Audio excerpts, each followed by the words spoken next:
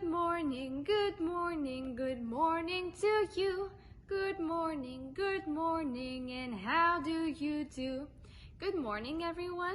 It's Charlie, and this week our theme is Olympics/sports. So we're gonna have 2 story and 1 craft. So let's go. Ready, Set, Go by Robert Munch and illustrated by Michael Marchenko. Published by Scholastic.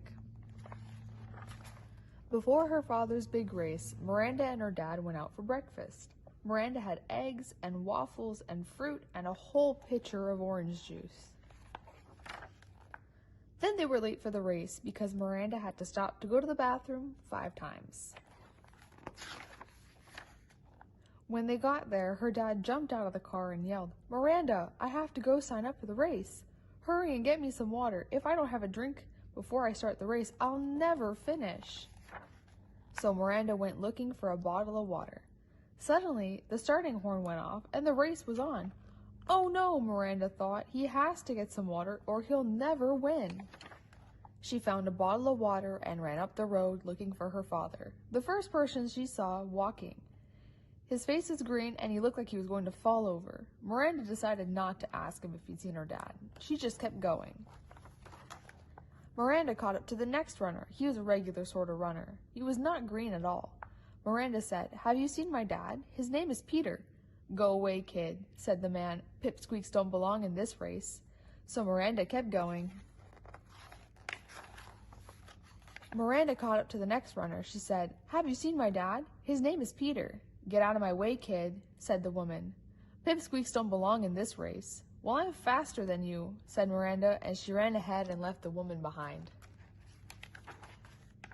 Miranda passes runners in pink, tutus, jugglers, and people dressed as carrots, but none of them had seen her dad. She ran up hills, down hills, past stores and fire stations, crowds of people waving signs, but nobody had seen her dad.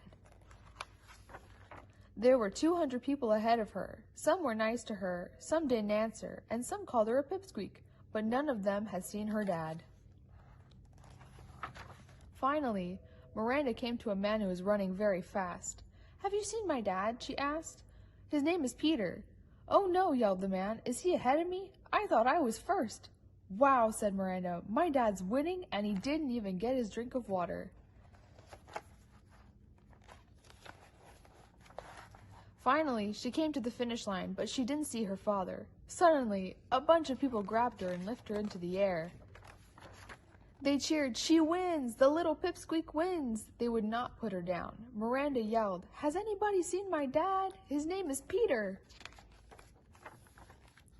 All of a sudden, her dad was right in front of her. "Where were you?" she asked Miranda. "I was looking all over." "Here's your water." "Thanks," said her dad. "I was just late starting. I didn't even finish the race. I hear a kid won. Did you see her?"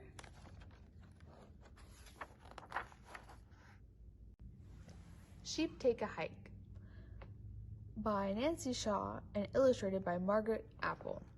Published by the Houghton Mifflin Company. Morning's here. It's warm and clear. Sheep load up their hiking gear. Compass, whistles, drinks, and snacks go into the packs on their backs. They trot along the hiking trail, up the hill and down the dale. Trees and bushes soon grow thicker. "Where's the trail?" sheep bicker. Sheep squeeze through the trees. Sheep rush through the underbrush. Thorns dig, pricklers snag. Sheep zig, sheep zag. Fog comes up, the ground feels damp. On and on, the sheep tramp. Sheep stomp into the swamp.